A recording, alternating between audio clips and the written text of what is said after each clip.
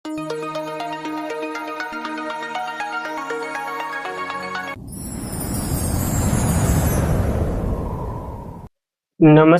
ગુજરાતના અધિકારી મિત્રો, આજે આપણે 28 મે 2026 નું મોસ્ટ ઇમ્પોર્ટન્ટ કરંટ અફેર સાથે સાથે જીકે અને જીએસ વિશે ચર્ચા કરવાના છે. તો ખાસ કરીને ચેનલ ઉપર નવા હોય તો ચેનલને સબસ્ક્રાઇબ કરી લેવી, વિડીયો પસંદ આવે તો લાઈક કરવો અને તમારા મિત્રો સુધી અવશ્યથી આ ક્લાસ શેર કરી દેવો. તો ચલીએ આજના ઇમ્પોર્ટન્ટ ક્લાસની આપણે શરૂઆત કરી દઈએ. તો ગૃહમંત્રી અમિત શાહે ગુજરાતના કયા સ્થળે ઇનોવેશન એન્ડ ઇન્ક્યુબેશન સેન્ટરનું ઉદ્ઘાટન કર્યું છે? તો ગાંધીનગરમાં ઉદ્ઘાટન કર્યું છે. મહત્વનું બની રહ્યું છે કારણ કે ઇમ્પોર્ટન્ટ છે. તો કેન્દ્રીય ગૃહમંત્રી અને સહકારિતાના મંત્રી અમિત શાહે આજે ગુજરાત ગાંધીનગરમાં નેશનલ ઇન્સ્ટિટ્યુશન ઓફ ડિઝાઇન ખાતે ઇનોવેશન એન્ડ ઇન્ક્યુબેશન સેન્ટરનું ઉદ્ઘાટન કર્યું. આ એક એવી સંસ્થા છે જે સર્જનાત્મક ઉદ્યોગ સાહસિકો સાથે જોડવાનું છે અને આ કાર્યક્રમ કેન્દ્રીય મંત્રી પિયુષ ગોયલ પણ હાજર હતા. ગુજરાત 2 દિવસીય મુલાકાતે આવેલા શ્રી અમિત શાહે ગાંધીનગરમાં મધુર ડેરીમાં નવા બનેલા 5 પ્લાન્ટ એટલે કે 5 લાખ લીટર વાળા ક્ષમતા પ્લાન્ટનું પણ ઉદ્ઘાટન કર્યું છે અને પાટણના પટોળાનું બધી બતાવ્યું છે પિયુષ ગોયલને. તો સાંસ્કૃતિક વારસાની દ્રષ્ટિએ આપણને ખબર હોવી જોઈએ. તો ખાસ આ એક પોઈન્ટ હતો જે આપણને યાદ રહેવો જોઈએ. ત્યારબાદ તાજેતરમાં જ ભારતે કયા મિશન પર લેન્ડર નિયંત્રણ માટે હોપ પ્રયોગ કર્યો છે? ચંદ્રયાન 3 માટે હોપ પ્રયોગ કર્યો છે. હવે હોપ એટલે શું? તો કે એને કૂદકો મેળવ્યો છે, બીજું કઈ નહીં, ચંદ્રનું રોવર ન્યા છે ને એને. તો તાજેતરમાં જ ભારતે અવકાશી સંશોધન સંગઠન વૈજ્ઞાનિક સંસ્થાએ ચંદ્રયાન 3 ના વિક્રમ લેન્ડરને હોપ પ્રયોગથી ચંદ્રની સપાટી પર થર્મોફિઝિકલ પ્રયોગના કારણને પ્રકાશિત કર્યું છે, જેમાં ચંદ્રના ઉગલા જે રોગિયાસનમાં એક સ્થળવાળી રચનાને જાહેરાત કરી છે. આ સાથે 2 ટૂંકમાં પ્રયોગ કર્યા છે. એક 7 STPE પ્રયોગ છે, તાપમાન સેન્સર હીટિંગ પ્રોબેશન સર્ચ, એટલે તાપમાન માપવાનો આ એક પ્રયોગ હતો, જેનાથી એવું સાબિત થાય કે આને કઈ વાંધો તો નથી ને, અને ગુણધર્મ અભ્યાસ કઈ તકલીફ નથી ને ચંદ્રયાન 3 ના આવલાને, એ ન્યાય સેટ પ્રયોગથી જોયું છે. જ્યારે હોપ પ્રયોગ તો કે વિક્રમ લેન્ડર જેના એન્જિનને ફાયર કર્યું અને એને સ્પેસ પ્રોટેક્ટનો ઉપયોગ કરી લગભગ 50 સેમી સુધી હોપ કર્યું, એટલે કે 50 સેમી સુધી હવામાં કૂદકો મરાવ્યો અને પાછું એને અહીંયા સ્થિર સ્થાને પાછું રાખી દીધું. આ અભ્યાસ કર્યો છે ભારતના વૈજ્ઞાનિકોએ. હવે હોપ પ્રયોગની વાત તો કરી લીધી. ચંદ્ર ઉપર કર્યા પછી વિક્રમ લેન્ડર તેના એન્જિનને ફરીથી શરૂ કરી અને લગભગ 50 સેમી ઊંચાઈ સુધી અને નીચે મૂક્યું છે, પાછું ફરીથી કૂદકો પડાવ્યો અને થોડું દૂર જમીન પર ઉતર્યું અને એને હોપ ટૂંકમાં એક કૂદકો મરાવ્યો, એ કર્યું છે. ચંદ્રયાન 3 મિશન ચર્ચામાં બહુ છે, બહુ ઇમ્પોર્ટન્ટ છે. હમણાં જ અમેરિકાની એક સંસ્થાએ આને એક એવોર્ડ આપ્યો હતો. 14 જુલાઈ 2023 ના રોજ આને લોન્ચ કર્યું હતું. ત્યાં તો કે 23 ઓગસ્ટ 2023 ના રોજ પૂગ્યું હતું, એટલે રાષ્ટ્રીય અવકાશ દિવસ ઘોષિત કર્યો હતો. તો સતીશ ધવન સ્પેસ સેન્ટરથી આપણે લોન્ચ કર્યું હતું. આ રોકેટનું નામ તો કે LV-M3-M4, જેને બાહુબલી અથવા તો ફેટ બોય આપણે નામ આપ્યું હતું. લેન્ડર જે વિક્રમ અને રોવર એનું નામ પ્રજ્ઞાન હતું. પ્રોજેક્ટ ડિરેક્ટર PV મુથુવેલી હતા અને ચંદ્ર પર જ્યાં સી એટલે કે ચંદ્ર સી ઉતર્યું હતું ને ચંદ્રયાન 3, એ સ્થળનું નામ આપણે સિંહ શક્તિ રાખ્યું હતું. ખાસ ઇમ્પોર્ટન્ટ, ભારત દક્ષિણ પોલ પર પૂગનાર પહેલો દેશ હતો અને ચંદ્ર પર જનાર ત્રીજો અને ચોથો દેશ હતો. તો ખાસ આવા પોઈન્ટો પર યાદ રાખવા આપણને ઇમ્પોર્ટન્ટ બનશે. ત્યારબાદ કયા શહેરમાં ભારતે પ્રથમ જીઓથર્મલ પાવર પ્લાન્ટને મંજૂરી આપી દીધી? તો લદ્દાખમાં બની રહ્યો છે આ પાવર પ્લાન્ટ, કારણ કે જો ત્યાં સોલાર ઉર્જા પોહાય નહીં, પવન ઉર્જાથી જોઈએ એવી વીજળી મળતી નથી, કારણ કે બહુ ઊંચા ક્ષેત્રમાં ને એ બધી ટાઈપનું છે, એટલે વાતાવરણ અનુકૂળ નથી, તો અહીં જીઓથર્મલ પ્લાન્ટ નાખવાની વાત કરી દીધી. તો લદ્દાખના ઉપરાજ્યપાલ પુવા એટલે કે પુંગા ખીણમાં 14,000 ફૂટ ઊંચાઈએ આ પ્લાન્ટ સ્થાપિત કરવા માટે oil and national gas corporation સાથે MOU પર 5 વર્ષ માટે હસ્તાક્ષર કર્યા છે. અને આ નાના વિસ્તારના જે જરૂરિયાત 1 મેગાવોલ્ટ વીજળીને પૂરી પાડી શકાશે. સૌર ઉર્જા જે રાત્રે કામ નથી આપતું, પવન ઉર્જા પર આધાર રાખે છે, પરંતુ ભૂ ઉષ્મીય ઉર્જા સતત ઉપલબ્ધ રહે, તે દિવસ અને રાત વીજળી ઉત્પન્ન કરે છે. તો ખાસ ઇમ્પોર્ટન્ટ છે ને. અને તમને ખબર જ હશે જીઓથર્મલ પ્લાન્ટ અથવા તો જીઓથર્મલ એટલે ભૂસ્થાપીય ઉર્જા કેવી રીતના કામ કરે છે. તો આપણને ખબર છે પૃથ્વીના પેટર્નમાંથી જે ગરમી અથવા તો જે વાયુ ઉત્પન્ન થાય એની આજુબાજુ ટર્બાઇન ફિટ કરી દેવામાં આવે, ટર્બાઇન ફરે એટલે વીજળી ઉત્પન્ન થાય. જો આ ટાઈપની જ વોટર નીકળે અથવા તો હોટ હવાઈ નીકળી શકે, આ સ્ટેપ જાય, આ ટર્બાઇન ફરે એટલે અહીંથી પછી કુકિંગ કરીને ડાયરેક્ટ જવા દેવાનું થાંભલેથી ભાઈ ડાયરેક્ટ. અને અહીંયાથી પાછું ઇન્જેક્ટ થઈ જાય છે. તો આ ટાઈપનું હોય. અને પૃથ્વીના પેટાળમાં એટલે કે સંગ્રહિત ગરમ પાણીની ઉર્જા આપણને ખબર હશે, કારણ કે જેમ જેમ હેઠે જાય એમ પૃથ્વીનું તાપમાન વધતું જાય, ઘનતા વધતી જાય, ઘણું વધતું જાય, જે તમને ખબર હોવી જોઈએ. ગરમી કેટલી જગ્યાએ, અને ગરમીની સપાટી ખૂબ જ નજીક પહોંચતા લદ્દાખના કોંગજુ ખીણું એક જગ્યા જે ગરમ પાણીની વરાળનું ભૂગર્ભ અસ્તિત્વમાં આવ્યું, અને અહીંયા જ નાખ્યું છે આ પ્લાન્ટ. અને આપણને ખબર છે, કારણ કે ગુજરાતમાં 3-4 ઠેકાણા આવેલા છે જે ગરમ પાણીના કુવા અથવા તો કઉ ફુવારા કઉ એક તુલસી શ્યામમાં છે, સુંદરામાં છે અને નવસારીમાં વગેરેમાં છે જ. તો ન્યાય આવા પ્લાન્ટ સ્થાપિત કરવા તો કરી શકે. પણ ભારતે તો શું કીધું, સહેલાણી સ્થળો બનાવી દીધા, લોકો આકર્ષાય એના માટે. રેલવે દ્વારા સિરાગ સેન્ટર ફોર HR એક્સેલન્સ નું ઉદ્ઘાટન ક્યાં કરવામાં આવ્યું છે? તો આનું ઉદ્ઘાટન હૈદરાબાદ ખાતે કરવામાં આવ્યું છે. આ ખાસ કરીને SR એક્સેલન્સ એ કર્મચારીઓ માટે ઇમ્પોર્ટન્ટ છે.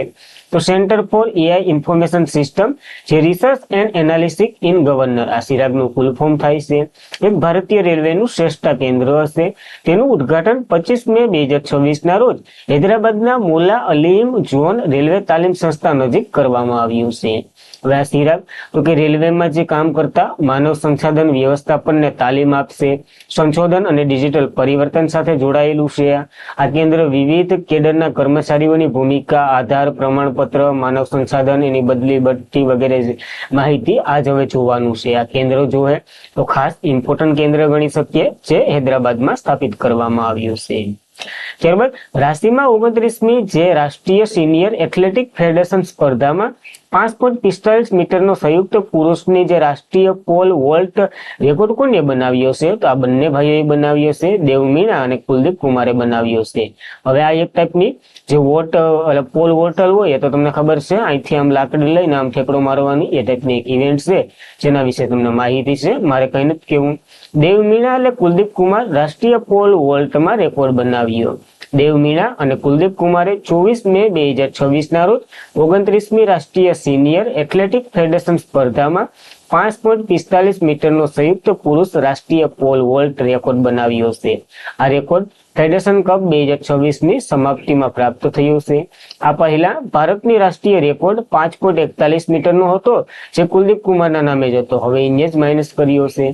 બંને ખેલાડી સમાન ઊંચાઈ પાર કરી, પરંતુ કાઉન્ટ બેક નિયમ આધારે દેવ મીણા છે ને એને ગોલ્ડ મેડલ જીત્યો છે, જ્યારે ઓલા ભાઈને તો કે કુલદીપને આપણે સિલ્વર આપ્યો છે. ખાસ મહત્વનું બને છે, કારણ કે હવે આ પોઈન્ટ આધારિત, કારણ કે તમને કેટલી ટ્રાયો આપે એના ઉપર આખી ગેમ હોય છે. ફેડરેશન કપની વાત કરીએ તો ભારતની મુખ્ય રાષ્ટ્રીય એથ્લેટિક ચેમ્પિયનશિપમાંની એક છે, જે પહેલા માર્ચ 1978માં પટિયાલા પંજાબમાં યોજાઈ હતી. આનું આયોજન federation cup senior national athletic championship કરે છે, જેનું આયોજન એથ્લેટિક ફેડરેશન ઓફ ઇન્ડિયા દ્વારા થાય છે. તો ખાસ મહત્વનું છે, ઇમ્પોર્ટન્ટ છે આ ઇવેન્ટ. આ ડાયરેક્ટ કોમનવેલ્થ ગેમનું શું કહેવાય ક્વોલિફાઈ ઇવેન્ટ તરીકે પણ કામ કરી રહી છે. ફેડરેશન કપ 2026 29મી આવૃત્તિ એથ્લેટિક ફેડરેશન ઓફ ઇન્ડિયા દ્વારા આનું આયોજન થાય. સ્થળ તો કે બિરસા મુંડા સ્ટેડિયમ હાલ રાંચી ખાતે હાલી રહ્યું છે. આ ઇવેન્ટમાં કાલ જ આપણે જોયું હતું 10.10 સેકન્ડ સૌથી વધારે દોડવીર તરીકે રેકોર્ડ ગુરદરબીન સિંહે બનાવ્યો છે. તો ખાસ આ મહત્વના રેકોર્ડો આપણને યાદ રહેવા જોઈએ. ત્યારબાદ કેન્દ્ર સરકારે નાર્કોટિક્સ કંટ્રોલ બ્યુરોના વડાનો કાર્યકાળ જુલાઈ 2027 સુધી લંબાવ્યો છે. એનું નામ આપણને પૂછ્યું છે, અનુરાગ ગર્ગ આ ભાઈનું નામ છે, તો ઇમેજ છાપી લેવી. કેન્દ્રએ નાર્કોટિક કંટ્રોલ બ્યુરોના વડા અનુરાગ ગર્ગનો કાર્યકાળ આવતા વર્ષની જુલાઈ સુધી લંબાવ્યો છે. શ્રી ગર્ગ સપ્ટેમ્બર 2024માં નાર્કોટિક કંટ્રોલ બ્યુરોના ડાયરેક્ટર તરીકે આવ્યા હતા, અને આનો કાર્યકાળ 23 મેના રોજ સમાપ્ત થતો હતો, એ વધારી દીધો. નાર્કોટિક્સ કંટ્રોલ બ્યુરોની વાત કરીએ 1986માં એની સ્થાપના થઈ હતી.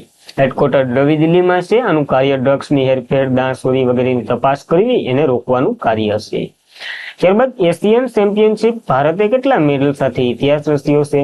તો ભારતે ટોટલ 5 મેડલ જીત્યા છે એશિયન ચેમ્પિયનશિપમાં. જોઈ લઈએ. જાપાનમાં આયોજિત ઇન્ટરનેશનલ એસોસિએશન ઓફ અલ્ટ્રાસન 24 કલાકની એક એશિયન એવિએશન ચેમ્પિયનશિપ ભારતે ઇતિહાસ રચ્યો છે. આ શું હતી? તો કે 24 કલાક દોડતું રહેવાનું, જે પેલું આવે એને ગોલ્ડ આપી દેવાનો. ભારતના કુલ 5 મેડલ જીતી આવ્યા છે. પુરુષ શ્રેણીમાં પ્રભુત્વ વધારે રહ્યું છે. આ ચેમ્પિયનશિપ જાપાનના હિરોશિમા શહેરમાં યોજાઈ હતી, જેમાં 9 દેશોના 81 થી વધુ ઇવેન્ટોએ ભાગ લીધો હતો.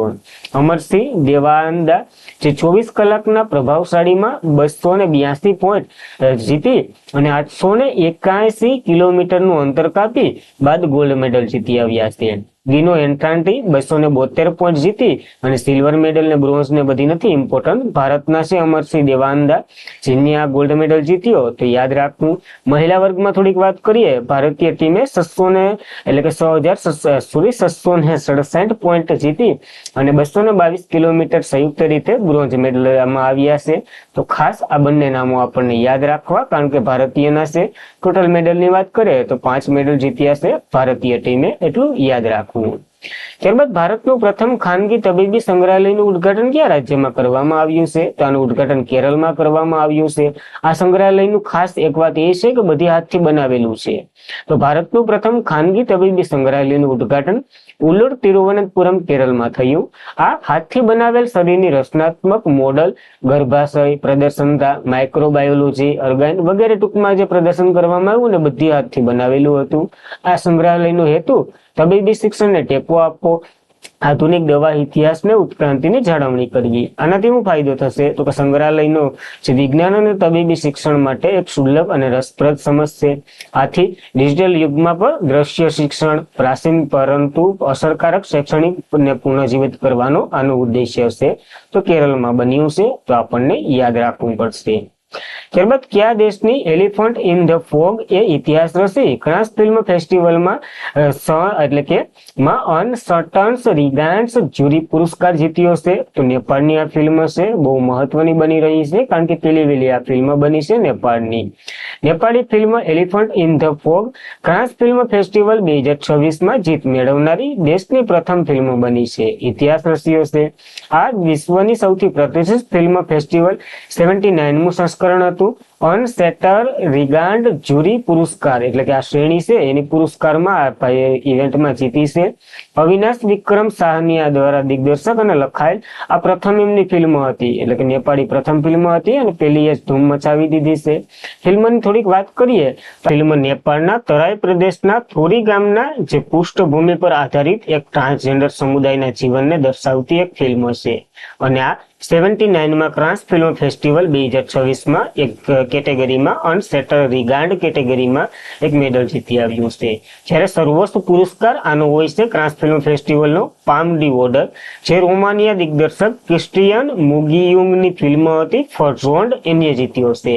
તો બંને પુરસ્કારો યાદ રાખવા, એક આપણા પાડોશી દેશનો અને એક સર્વોચ્ચ પુરસ્કાર, બંને ઇમ્પોર્ટન્ટ છે. ત્યારબાદ સીપી રાધાકૃષ્ણએ નવી દિલ્હીમાં the library man of India the story of P N. Panicker નામનું પુસ્તકનું વિમોચન કર્યું છે, જેના લેખકનું નામ પૂછ્યું છે. તો પી.પી. સત્યમ આના લેખક છે, કારણ કે આ ભાઈ તો એને ન લખી શકે. વાહ ભાઈ.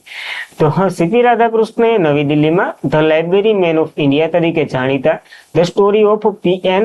પેનીકર નામનું પુસ્તકનું વિમોચન કર્યું છે. આ પુસ્તક પી.એન. પેનીકરના જીવનના કાર્ય આધારિત ઉપર છે. આના લેખક પી.પી. સત્યમ છે. હવે પી.એન. પેનીકર કોણ હતા? તો કે તે કેરળ પુસ્તકાલયની સળવળ અને સાક્ષરતા સળવળના પિતા કહેવામાં આવ્યા, જેમણે ગામડાના આદિવાસી વિસ્તારોના લોકોને વાંચતા, લખતા વગેરે શીખવાની પ્રેરણા આપી.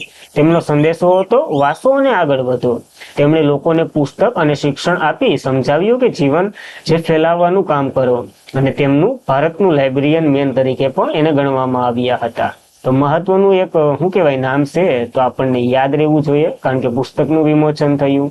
અને આજના માટે એટલું જ હતું. ખાસ કરીને મિત્રો, વિડીયો પસંદ આવતો હોય તો લાઈક કરો, તમારા મિત્રોને શેર કરો. ચેનલ ઉપર નવા હોય તો અવશ્યથી સબસ્ક્રાઇબ કરી લો. હવે કાલનું રિવિઝન કરી લઈએ પછી તાજેતરમાં જ વિશ્વ થાઇરોઇડ દિવસ 2026 ક્યારે મનાવવામાં આવ્યો? તો 25 મેના રોજ આ દિવસ મનાવ્યો. ગુજરાતના સીએમ ભૂપેન્દ્ર પટેલે ગ્રામ કલ્યાણ માટે નવી અટલવાડી યોજનાને મંજૂરી આપી.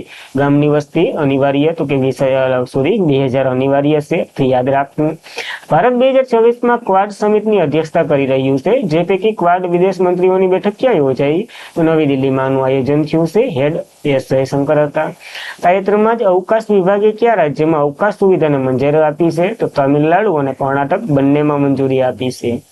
કયો દેશ કંપનીઓમાં ભારતની નવીનીકરણ અને પ્રોડક્શન નિર્માણ માટે વિતરણ સાથે હાથ મિલાવ્યો છે? તો યુકે અને ડેનમાર્ક બંનેની કંપનીઓ ભારતમાં આવશે નવીનીકરણ ઉર્જા માટે. નિબે લિમિટેડે સ્વદેશી વાયુ અસ્ત્રવાન ઉચ્ચતમ પરીક્ષણ ક્યાં પૂર્ણ કર્યું છે? તો પોખરણમાં કર્યું ને હિમાચલ પ્રદેશના મલારીમાં પણ પૂર્ણ કર્યું છે. ઓઇલ ઇન્ડિયા લિમિટેડે કયા રાજ્યમાં નવા ગેસ બેરિંગ તે ઝોન પ્રારંભ કર્યો, એટલે કે તેલ કાઢવા માટેના સ્થળો પ્રારંભ કર્યા? તો રાજસ્થાનના લાંબડાવાડી ગામમાં એમ છે. UN military gender advocate of the year award 2025 કોના દ્વારા સન્માનિત થયા છે? તો અભિલાષા બરાકને મળ્યો છે. આ ત્રીજા ભારતીય બન્યા. મુંબઈમાં સીડબીએ 37મો સ્થાપના દિવસ ઉજવ્યો, જેનું મુખ્ય મથક કયા શહેરમાં આવેલું છે? લખનૌમાં છે. તો બંને અલગ અલગ છે. ભારતના કયા રાજ્યમાં યોજાયેલ રાષ્ટ્રીય સિનિયર એથ્લેટિક્સ સ્પર્ધામાં ગુરુવેન્દ્ર વીરસિંહે નવો એક રેકોર્ડ બનાવ્યો, જે પુરુષની 100 મીટર દોડમાં ગોલ્ડ મેડલ જીતી આવ્યા? તો ઝારખંડ રાંચીમાં યોજાઈ રહ્યું છે અને સૌથી વધારે સ્પીડથી દોડનાર પણ આના નામે જ રેકોર્ડ છે. અને આજના માટે એટલું જ હતું. ખાસ કરીને મિત્રો, વિડીયો પસંદ આવ્યો હોય, ક્લાસમાં મજા આવતી હોય તો લાઈક કરો, શેર કરો અને સબસ્ક્રાઇબ અવશ્યથી કરજો. આખો વિડીયો જોવાનું રાખો, કારણ કે અધૂરું જ્ઞાન ખબર જ છે. તો બસ આજના માટે એટલું જ રાખીએ. જય હિન્દ, જય ભારત, ધન્યવાદ.